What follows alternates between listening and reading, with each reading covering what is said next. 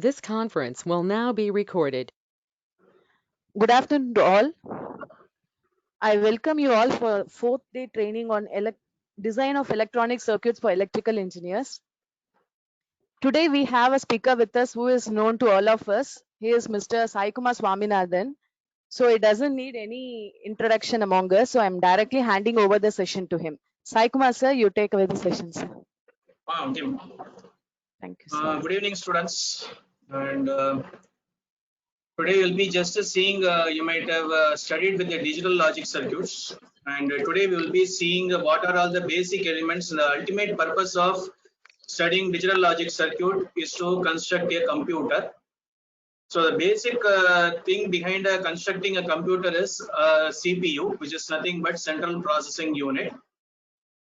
So you'll be studying about the CPU in your third year under the name of microprocessor and microcontroller.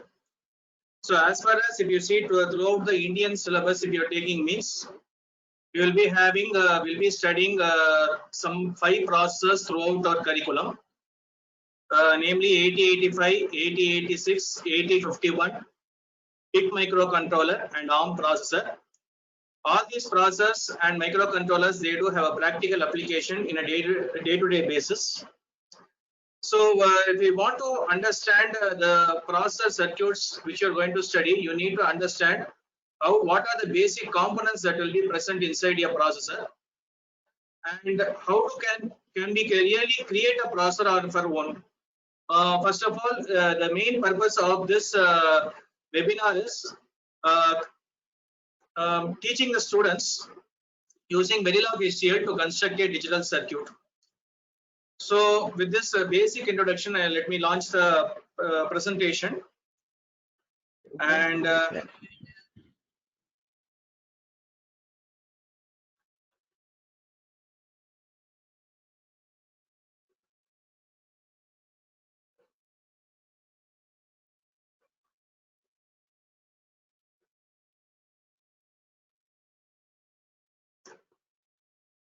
so the topic what I'm going to deal today is with the design elements of processor circuits. So before directly going into coding, how to code a processor. So what is meant by coding of your processor means, previously the days where during the World War I and World War II, where the processors were booming and mainly used by the Britishers and Americans for their warships and warfares, they were constructed using a specified fabrication plant, which they called as a semiconductor fabrication plant. They are present in many numbers in Silicon Valley, which is located in America. So as the days rolled by, the various electronic scientists, they decided to create a program that could easily make the development of process very easily. So nowadays, if you see means, there is only one fabrication plant. Many of the fabrication plants, they are slowly closing on because of environmental impact. Today, if you see means, some of the major contributors of fabrication plants are Intel, AMD, and TSMC. So TSMC stands for Taiwan Semiconductor Manufacturing Corporation, and they are the ones who are primarily manufacturing all your processor boards in your smartphones which are using in your day-to-day life. So with this small introduction, let me go into what is the basic definition that is required for understanding this webinar. First one, CPU is nothing but central processing units. These are some of the basic terminologies needed to understand the webinar. So it is nothing but a electronic circuitry or a digital circuitry for executing the instructions of a software program. So why do we call it as an electronic circuitry and not as an electronic device means, a device is a single entity. Connection of devices is called as a circuitry. Since the CPU is an interconnection of various digital electronic devices, this is called as a digital electronic circuitry. So next one, the frequently used terminology is called as word. Word is nothing but refers to an n-bit signed or unsigned data. So what is the basic difference between signed and unsigned value means? Signed is nothing but a ordinary integer which has both positive value as well as a negative value. Whereas unsigned data, it is nothing but which has only positive values. That is values which are greater than or equal to 0. Whereas signed will be having lesser than 0, equal to 0, greater than 0. Next one, bus is nothing but, it is nothing but a group of wires connecting the various modules within the CPU. So if I'm going to keep on teaching like this, it may be a bit tiresome. So let me just show you how does a bus, memory module and IO peripheral will be looking like by means of a block diagram. So this is the basic block diagram of your microcomputer which you are using in a day-to-day life, whether it may be a desktop, laptop or smartphone. The basic structure does not change. The architecture of the CPU, memory device, IO device alone will be changing. So the CPU, these are the main components of your microcomputer. Why it is called as a microcomputer means it is constructed using a microprocessor. So what does the word micro refers nothing but all the forms of electronic digital circuits, they are constructed using field effect transistors. So field effect transistors is classified into two types. One is conductive FET, another one is called insulated FET. So these terminologies are not different to you. Conductive FET is nothing but your junction field effect transistor, and insulated gate is nothing but your MOSFET. So when compared to these both, MOSFET is more advantageous than JFET. So in MOSFET, you might have already studied the gate terminal can be constructed out of either a polycrystalline silicon or an aluminum gate. So when compared to both, silicon gate serves to be more advantageous than aluminum. So throughout the whatever transistors they are using for creating a processor or an electronic digital circuit, they will be using only a silicon gate based MOSFET transistor. So in MOSFET transistor, if you see, means there are two types. One is called as enhancement mode, another one is called as depletion mode. Enhancement mode means the channel will not be present between the source and drain terminals. So before going into that, a MOSFET has three terminals. One is called as gate, another one is called source, another one is called drain. So source will be emitting the charge carrier, drain will be collecting the charge carrier, gate will be controlling the number of charge carrier flowing from source to drain. So in case of N-channel MOSFET, electrons will be flowing from source to drain. Whereas if you are going with a P-channel MOSFET, holes will be flowing from the source to drain. So generally, if you see, means there may be a question: is there any processor that is considered out of NMOS or a PMOS? Previously, initially, when the microprocessor was introduced by Intel, so Intel was the first microprocessor manufacturer in the year 1970, and the name of the processor was Intel 4004. It was constructed using P-channel MOSFET transistor. So why next once as they continue to have a good business, they change their track towards NMOS logic. Why the main purpose is electrons are more speeder than holes. So why we require more speed means because humans expect the calculation speed of the processor to be very fast in order to obtain the desired result. So this is the basic structure of your microcomputer. So a microprocessor based computer is called as a microcomputer. So this memory is nothing but it is called as, it is used for storing instruction and data. If the memory is only a single memory present for storing both instruction and data, it is called as a von Neumann architecture. If a separate memory is present for storing instruction and data, it is called Harvard architecture. So the main purpose of memory is for storing the information. The CPU module is nothing but your process circuit. It is used for performing arithmetic and logical operations. And finally, the IO is used for communicating with the user.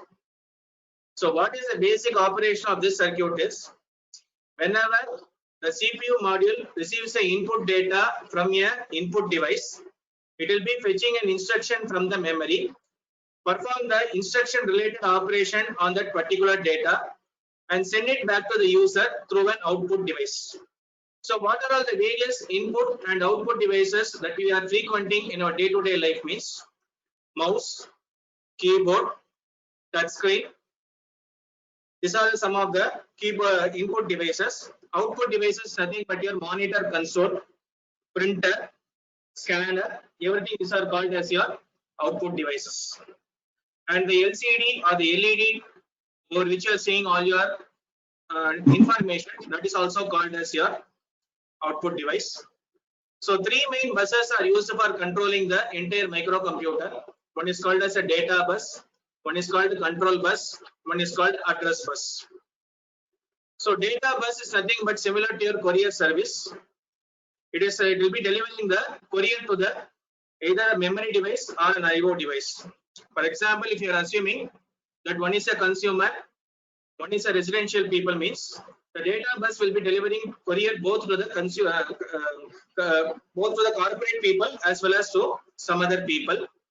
The address bus is nothing but the address what you are writing in the courier. It is used for identifying where the data has to be delivered, from where the data has to be collected. So these two things can be found only from the address. So address is used for identifying whether it is a memory or an input device or an output device, whether data has to be collected from any of these two or whether the data has to be provided to any of these two. Last one, all these exchanges of data between the CPU, memory, IO devices, they need to be controlled. They cannot be uncontrolled. They need to be controlled. So for that we are using one separate bus as control bus. So the control signals for reading a memory location, writing a memory location, reading an input device, writing to output device, everything is controlled by means of a control bus. So what is meant by read and write operation? Read operation is nothing but getting a value from a memory location. Write operation means putting a value into a memory location. So it can be either memory or an input device or an output device. So for example, if I want to suppose many might not know how to access what are the various things within your process circuits. That is, in your desktop processor, you can know what is the various systems connected and what is the installed RAM, what is the virtual memory, physical memory, what are all the various IO devices, what are they performing by means of just typing msinfo32. If you type this means it will be providing the entire system information. What is the type of OS you are using? What is the type of processor you are using? So as per my present system, what I am using, it is an hexa-core processor. It is operating at 1.7 gigahertz, and my physical memory is 8 GB. And these are the certain basic information about the various hardware components what I am using in my desktop over here. So this you might have constantly seen in all of the desktop processor. This x64 means it refers to a 64-bit OS is being supported by the processor. And x86 means a 32-bit version of the OS is being supported by the year. And the type of window what I'm using, the operating system I'm using is Windows 10. So these are some of the hardware resources. We will be seeing this IRQ is nothing but called as interrupt request. So interrupt requests are nothing but the signals sent by various peripheral devices to a processor for performing certain operation. So this will be displaying what are all the various interrupt requests over here. So as far as our resource is concerned, these are the various interrupt requests. So here you can see means the various interrupt requests are given by the system timer is nothing but your programmable timer circuit present over here. The keyboard is nothing but the keyboard what I am using presently for typing. PS refers to for a PlayStation. Real-time clock is that which way you are going to display the time in your computer. Numeric data processor is nothing but for handling all forms of floating point operation. So you need not get confused what is meant by a floating point. Floating point is nothing but the whatever numbers what you are using, it can be classified into two types. One is called as a fixed point, another one is called as a floating point. So what is the main differences? Any number which does not have a decimal point is called as a integer. For example, -3456. This is called as your negative integer. 3456. This is called as your positive integer. Whereas if I'm going to use a decimal point along with it, for example, 3456.31, then this is called as a floating point number. So any fractional number is called, irrational number is called as a floating point number. And sorry, any irrational number is called integer. Rational number is called as floating point value. This integer calculations can be done by CPU, whereas floating point based calculations can be specifically done by this numeric data processor, which you will be studying in your 3rd year. Then we do have the various ACPA, Advanced Configuration Power Interface. It is used for controlling the various power supply to the modules present within the motherboard.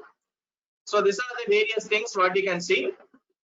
So you might see how does the CPU will be identifying the various resources over here. Here if you see means the 0xFED100000. So 0xFED17FFF.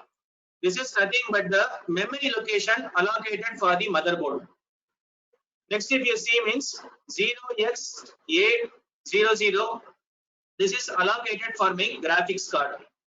So this is called as your memory mapping. So what is meant by memory mapping means it will be describing what are the various components connected to the CPU and what are all the locations occupied by those devices. If the address used for accessing a memory location, sorry, if the length of the address used for accessing a memory location is same as the length of the address for accessing a input device or an output device, means it is called as a memory mapped IO. Memory mapped IO means, for example, you see over here, all these values are represented in hexadecimal. So how do we find whether it's an hexadecimal value? Means this is called 0x. So 0x represents a hexadecimal value over here. Next we will be finding what is the length of the hexadecimal value. As far as the hexadecimal value is concerned, each hexadecimal digit is equal to 4 bits. So let us see how many hexadecimal digits are present over here. 1, 2, 3, 4, 5, 6, 7, 8. So the length of the address for accessing a memory location is totally 32 bits. So 32-bit address is used for accessing all the memory locations. Next one, if you are going to see any IO means, here also we'll be seeing. So 0x000, 1, 2, 3, 4, 5, 6, 7, and 8 over here. So this is another 32-bit value. So 32-bit address is used for identifying both the memory device as well as a output device. So what are all the things you'll be studying in your 3rd year, which you can see over here practically means this programmable interrupt controller. It is used for generating all forms of interrupt requests. And another one is numeric data processor. It is called as 8087. This programmable interrupt controller is called as 8259. And these are some of the various IO devices over here. So with this basic information, let us go into further the topic. So what are the typical components of a CPU if you see means ALU, registers, control circuitry. The registers and ALU, they are connected by means of a group of wires. That is nothing but called as a data bus over here. So data bus here they have shown it as externally. The bus which is used internally is also called as a data bus. Internally in the means which is present within the CPU module is also called as a data bus. So data bus is present within the CPU as well as out of the CPU. Whereas the remaining 2 buses, address bus and control bus, it is always present out of the CPU. So the data bus, register, ALU, all these 3 things together is called as a data path. Generally, you might have heard about the concept called as quad core processor. hexa-core processor, octa-core processor. So core is nothing but the how many number of arithmetic and logical unit based devices are present within a particular processor. Next one. These two things will be frequently coming upon throughout your EEE from your third year onwards. One is a microprocessor, another one is a microcontroller. So what is the main difference between these means? One is if I'm going to keep the CPU alone in a chip and keep the memory and IO devices outside the chip means it becomes a microprocessor. If I'm going to integrate all these three devices within a chip, it becomes a microcontroller. So microprocessor is mainly used for executing all forms of software application. Microcontroller is mainly used for controlling the hardware. So where is a microprocessor used? Where is a microcontroller is used? If you see means microprocessor is used in all forms of your smartphones, desktop computer, laptop computer. Everything is used for microprocessor because all of these are having a rich number of applications. Whereas if you go for a microprocessor, compulsorily it requires an operating system for operating, whereas a microcontroller does not have any form of operating system in it. It purely just runs a application within it. Where can you find a microcontroller means all your day-to-day activities will be having microcontroller. For example, the mouse, the monitor, the keyboard, and the modem. All these will be internally having some controller unit in it. It is called as a microcontroller. So how does this is just a block diagram you might have seen. So how does the actual processor will be looking like means this is a typical structure of your microprocessor. So it is having an arithmetic logic unit. This arithmetic logic unit means it will not be a single entity. It consists of totally 4 components within it. One is called as an accumulator, another one is called a temporary register, another one is called arithmetic logic unit, and flag. So arithmetic logic unit will be performing all forms of arithmetic and logical operations. So how do we classify operation to be arithmetic or logical means? Arithmetic involves addition, subtraction, multiplication, division, increment, decrement, BCD addition, BCD subtraction, BCD multiplication, BCD division, then comparison, then left shift, right shift. So where we heard about the shift operation means shifting is mainly done in registers, shift registers.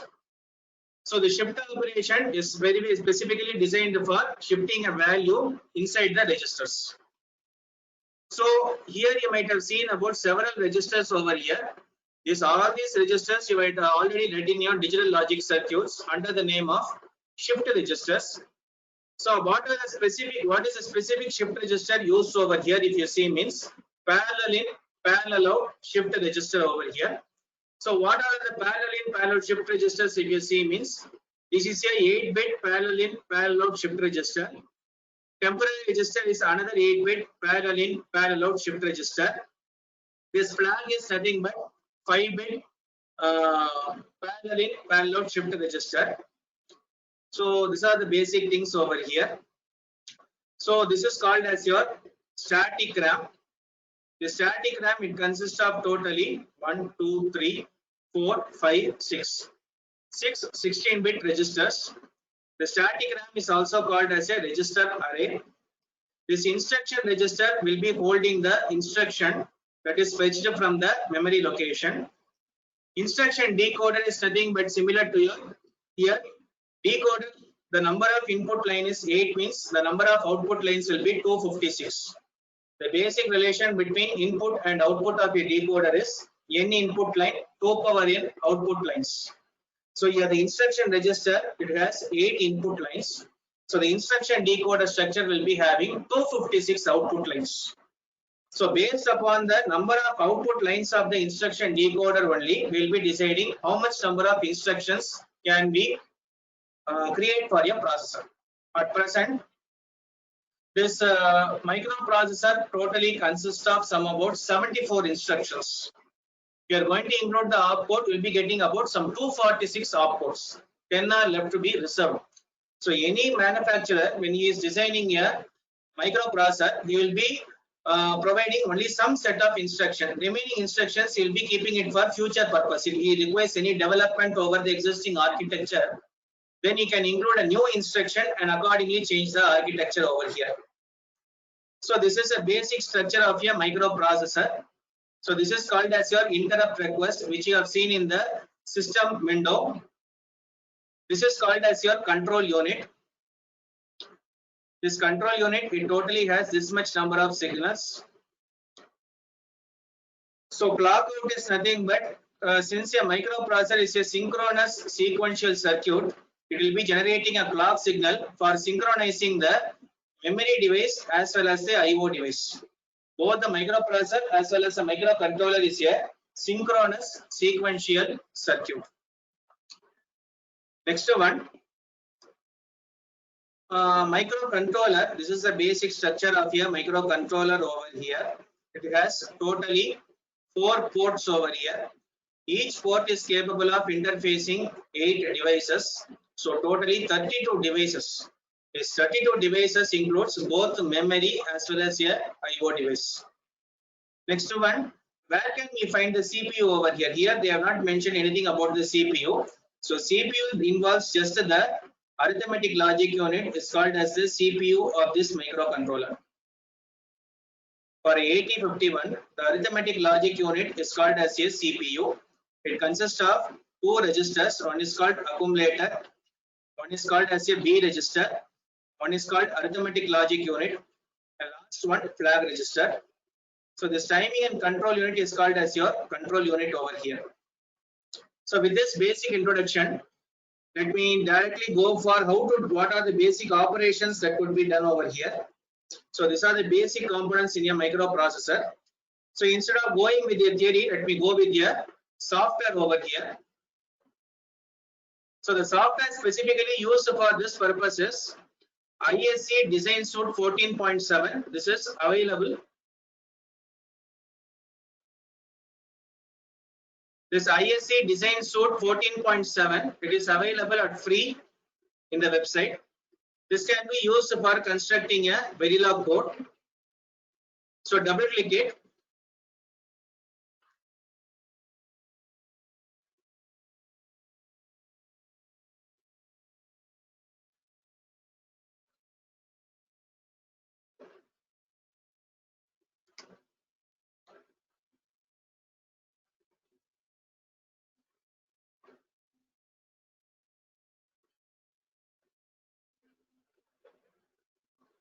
So this is your project navigator window over here.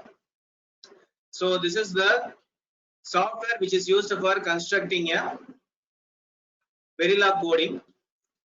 So I've already coded some of the devices over here. Let us get us one of the examples over here. So before going into this, how to create a Verilog file.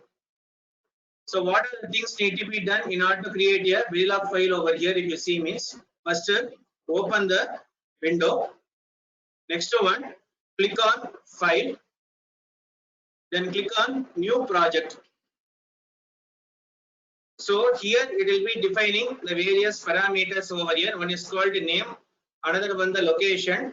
The location and working directory both must be same in order to construct a CPU using a Verilog hardware description language over here. So for example, let us design a 4-bit adder circuit over here. So I'm giving add 4. So as soon as I enter add 4 over here, automatically the adder folder name will be included over here. Next, we have to select these are the various other options that can be used for creating a CPU. We are going to use a hardware description language over here. So we are selecting the top level source type to be HDF. Top level source is nothing but your Verilog module is called as your top level source type. Then click on next. Here, whatever Verilog you are writing, it has to be transferred into a FPGA. So how does an FPGA will be looking like if you see means?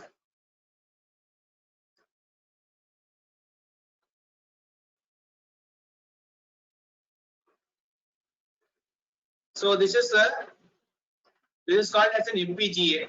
The Xilinx, Spartan, Altera, these are called as your FPGA. If I'm getting this FPGA kit like this means, and if I'm loading the Verilog code from this Xilinx ISC into this particular FPGA board, it will be acting like a processor. So how does your basic will be looking like means this is the basic architecture you can see. So this CLB means configurable logic block. This IO is nothing but you can use it for all the peripheral devices. SB means standard blocks. So this all configurable logic blocks can be used for creating your digital circuits. So the basic hardware board specifications or everything will be mentioned over here. What I'm going to use is I'm going to use here, if I want to construct a CPU, basic CPU, 4-bit CPU means I can go with Spartan 3, Spartan 6 and some other FPGA boards over here, Kintex, Automotive. But if I want to construct a 32-bit processor, 64-bit processor, then I have to go only with two FPGA boards. One is called Vertex 6, another one is called as Arctic 7. So Kintex 7 and Vertex 6 are the only two FPGA boards which is capable of holding a 32-bit processor or a 64-bit processor. So for our case, let us just take Vertex 6 over here. So this XST refers to Xilinx synthesis tool. This only will be creating a circuit for our Verilog code over here. Next one, simulator, what is the purpose is, if I'm going to keep on creating a hardware circuit without checking whether it is correctly working or not, then I cannot market it to a person. So the simulator it is going to check whether my processor architecture is functionally correct or not. Functionally correct means if I'm giving a particular input, I'm getting a desired output, then my architecture is correct. Functionally correct means the user expected function must be performed by the particular FPGA. So Verilog, what are the two preferred languages generally if you see means Verilog and VHDL. Here we are going to select Verilog over here. So the remaining things need not be taken into account. Let us just go with proceed with next. So this is the for each and everything it will be just providing the summary of what you have done previously. Next to finish. Like this it will be coming. So with this you must not just stop over here. Next one, you have to go to a project, then click new source. In this new source only we'll be defining what is the whether we are going to create a Verilog module or whether we are going to test the module. So the coding used for testing a module is called as test bench. So the test bench code, it has two different names. In Verilog it is called as test fixture, whereas in VHDL it is called as test bench. Both VHDL as well as Verilog can be used for constructing a CPU. Here we will be focusing mainly on Verilog. So first one, we have to create a Verilog module, then only we can test it. So generally here we have to be very, very careful. Whatever file name, project name you have decided for a particular hardware circuit, the same name must be given for the module, otherwise it is an error. For example, if you see over here means add4 is my name of the directory where I'm going to create, where I'm going to store my adder. So the module name also must be add4. If I'm going to give add5 means it is a error. This you can check it personally and tell me. This software video, if anyone wants means I'll be sending it. If anyone wants means to personally send the request, I'll be sending you the videos from where to download it. The software is free of cost and you can just simulate a 8-bit processor. If you have any doubts with how to create a CPU, you can just consult with me. So here over here is file name must be add4 over here. This checkbox add to a project must be compulsorily checked, otherwise it is again an error. So file name and the project directory name both must be matching, then only we'll be getting a correct code. Then click on next. Here this is optional. You can either directly go to the programming window. There you can specify what are the inputs and outputs. Now, if you are not comfortable with that, if you want to specifically wait over here means, then we can specify all the input output data over here. So since I'm going to do a 4-bit adder, so how does a 4-bit adder will be looking like if you see means,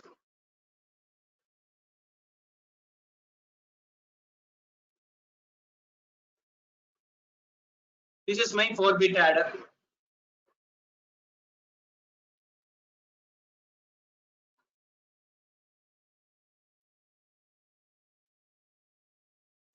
So this is my 4-bit adder.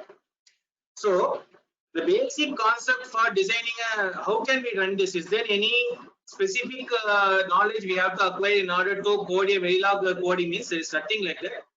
You must first know what is the logic behind that particular hardware circuit. If you are able to write the software version of that particular hardware, that is called as Verilog HDL. So let us first design how to create this 4-bit ripple carry adder circuit over here. This is called as a 4-bit parallel adder circuit. Here if you see means there are totally 4 inputs, 4 pair of inputs. One is called A0, B0, another one is called A1, B1, another one is called A2, B2, another one is called A3, B3. So for constructing this parallel adder circuit, I need to first generate 4 full adder circuits. I need to generate 4 full adder circuits. So for this, what I have to do? So let us, for the time being, just to cancel it. Let us first create a full adder circuit over here. Again, you have to go with the same process. Double click it. Go for File, New Project, Full Adder. Next. These are the various specifications over here. Next, finish. Then go to Project, New Source, Verilog module. You have to select Verilog module. Here, again full adder. Whatever name you are giving for the project directory, the same name must be the file name. The same name must also be the module name over here. So next, click Next. So if you see the full adder circuit, what are the inputs if you have? So a full adder has totally 3 inputs. One is called A, another one is called B, another one is called Cin. It has totally 2 outputs. One is called sum, another one is called carry output. So all these are 1-bit input, 1-bit output. So the first input what I am going to do is A. It is an input. Another one is called B. Another one is called Cin. So A is my first input, B is my second input, Cin is my third input. So what is the next 2 things over here? Sum and carry output. So I have to write over here sum and change the direction to be output. First one, so I have to define what are all the input, what are all the outputs over here. Next one, C out, output carry. So I'm just converting this tabular column, full adder truth table with the carry into an equivalent Verilog coding. So this is my basic block diagram. So this is called as, what I'm going to do is called as data flow modeling. Data flow means I'll be deciding what are the data must be given in order to generate a particular output. For example, if I want to generate sum, I require all the 3 inputs A, B, and C. Similarly, if I want the C out, that time also require 3 inputs A, B, and C. Next one, since the output carry is also output over here, I have to change this from input to output. So this is my overall input and outputs of the module. With respect to this particular diagram, if you see,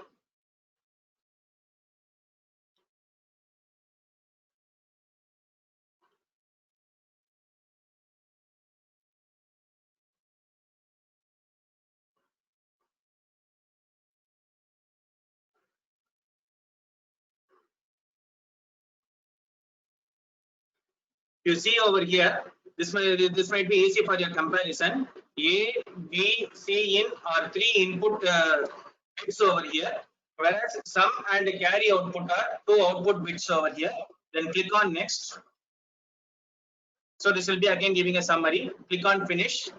So this is your structure that will be generated by the Xilinx IXE itself.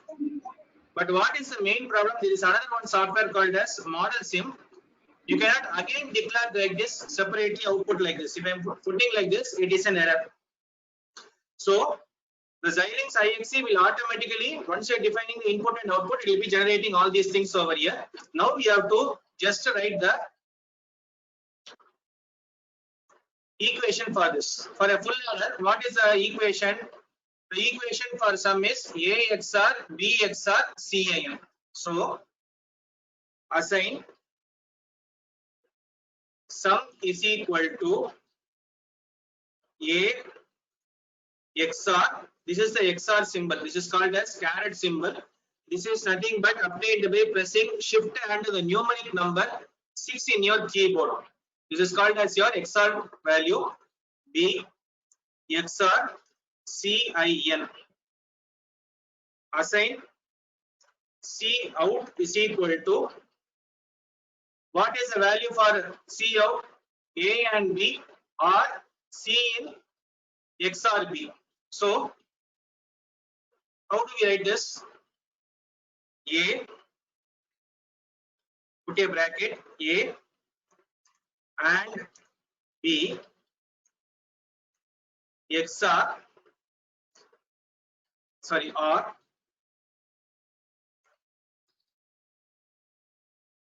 C in and A XOR B. So these are the two equations for a full adder. These are the two equations. I am just writing this equation. I am assigning sum to, this is the equation A XOR B XOR Cin, and for the carry out A dot B plus Cin into A XOR B. This, if you are seeing it to be confusing, you can just write it as A and B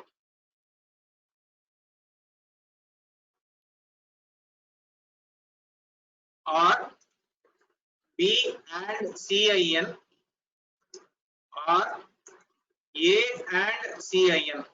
So this equation and that equation both are same. This you can finally do it and see. So with this, now what you have to do means, here you will be having one thing called as synthesize. This only will be converting this program into a circuit. Just you have to double click it. It will ask, do you want to save the changes? Click on yes. Here you can see whether is there any problem with your circuit. Suppose if it gets hang like this, suppose stop like this. Again run.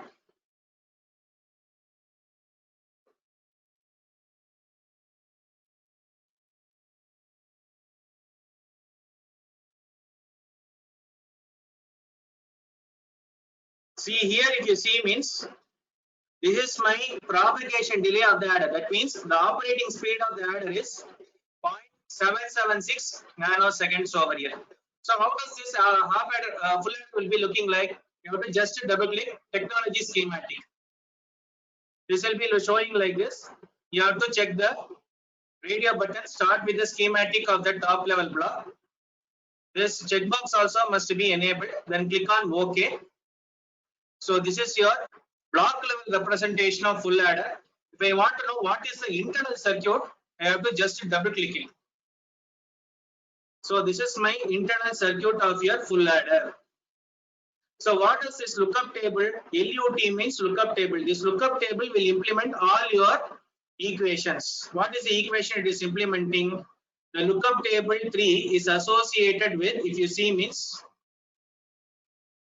C out.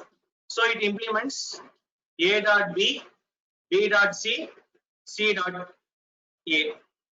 LUT3, it implements XOR formula. So it is it cannot directly do it. So it is synthesizing the XOR gate in terms of or invert gates, AOI. This you might have studied already in your DLC. So in terms of AOI gates, it is implementing this over here.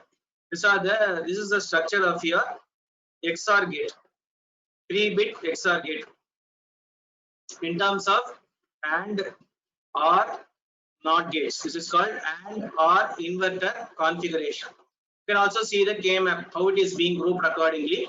What is the truth table in order to use for constructing the XOR gate over here? Everything can be viewed.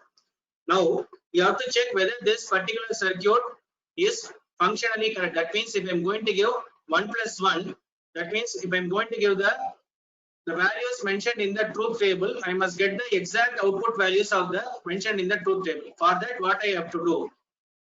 Before going to this, I have to click on this implement design. It performs 3 different operations. One is called translation, map, place and route.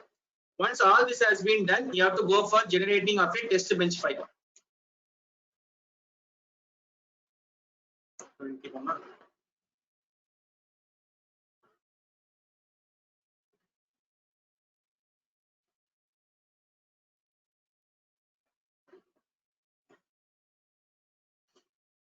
So this is nothing but your buffer over here, input buffer. This is nothing but your output buffer over here. What is buffer is nothing but your common source amplifier or a common drain amplifier over here. Similarly, this input buffer is nothing but your common source amplifier, which you might have already studied in your EDC. This is a common source amplifier that is constructed out of MOSFET. This output buffer is another common source amplifier that is constructed out of, it's not common source, it is common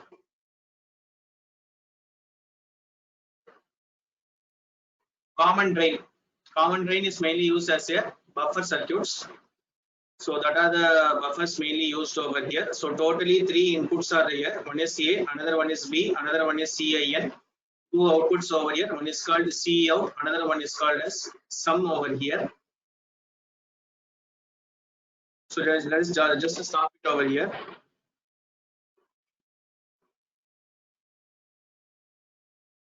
Okay, now you have to go for project, new source.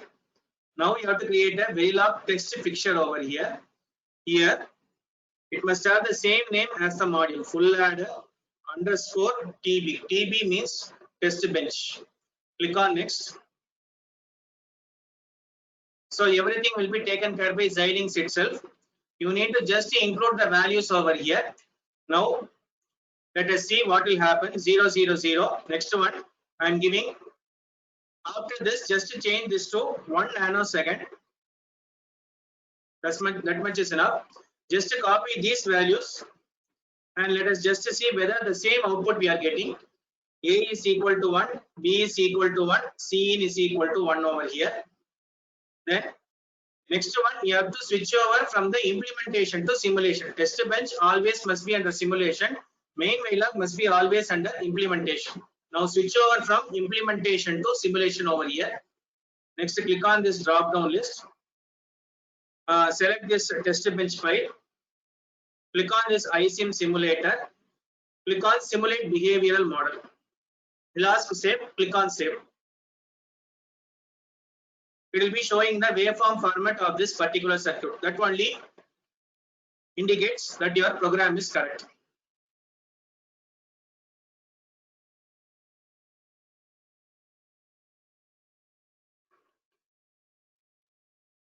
So here if you see means, if I am giving 1, 1 and 1, the output is nothing but 1 and 1. I am giving 3 ones over here.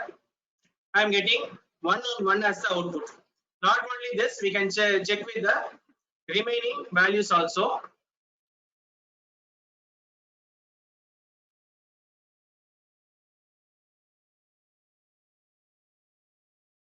Next one, another after 1 second, give some other value. 110. Now again perform the same set of operation. Simulate behavioral model. You'll be getting the waveforms like this. So here instead of going, it will be keep on displaying like this. So it will be very difficult for you.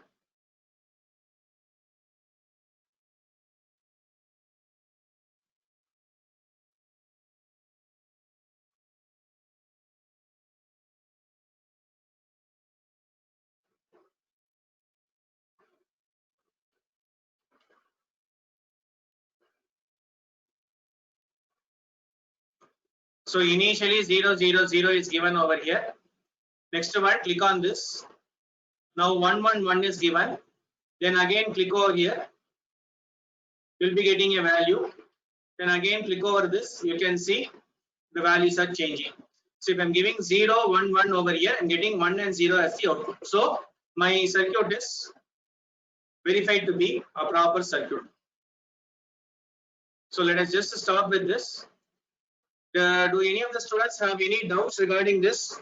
So because this software may be useful if you are having any idea of creating a microprocessor or a microcontroller, you can create. You need not always rely upon the process circuits that you are learning throughout your EEE or EC or throughout your graduation.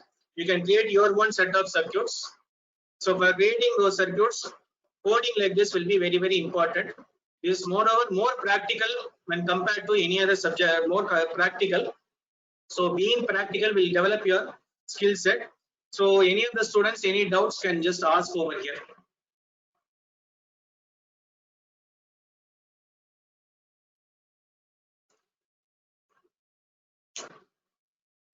Any students can just ask if you are having any doubts with the software. This software is available for free in the net. If anyone wants to make use of this or want to create a process circuit, they can make use of this.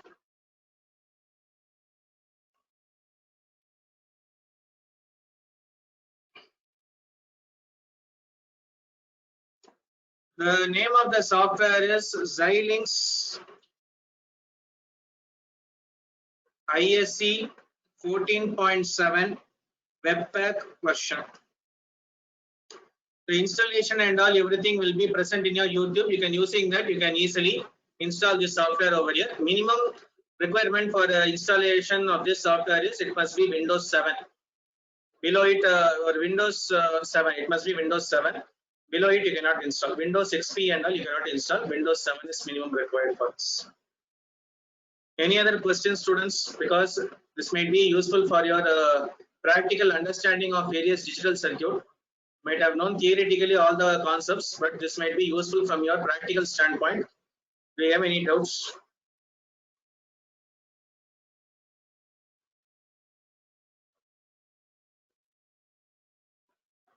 Students, if you have any doubt, you can ask by unmuting.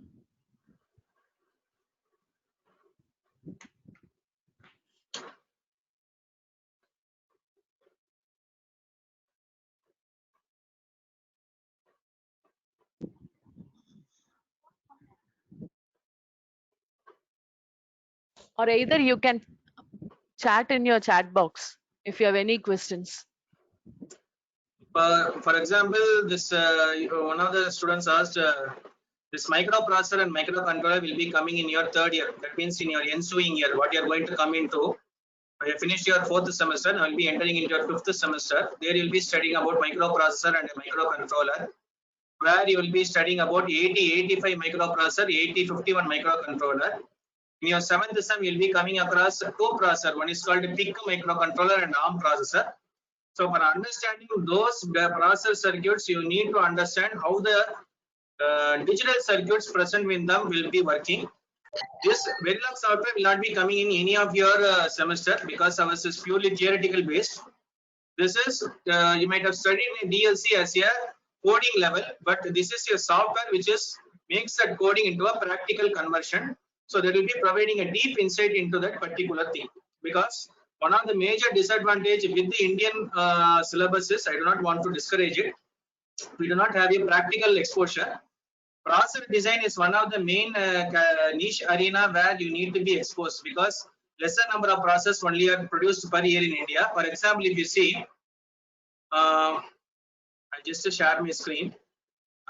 Here if you see means, we do have only 4 processes throughout India. These are the main processes. If you see means only 5-6 processes are present within India. Whereas if you see foreign, such as you have Intel, Microchip, Atmel like this. So this course mainly helps you to understand how a processor will be working, so that you can create your own set of processor for your own set of requirements. That's all. Any other doubts?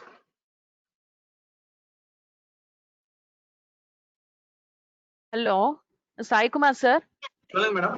Some of the student is asking for the letters present in that software name. You better type it in the chat box itself, the name of the software. Name of the software madam. Xilinx Type it in the chat box. ISC 14.7 Webpack.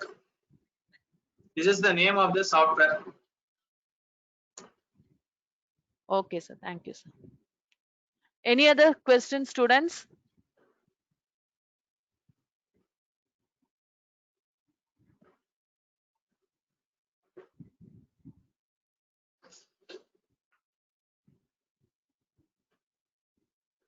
Students, any queries? Any more doubts, pa?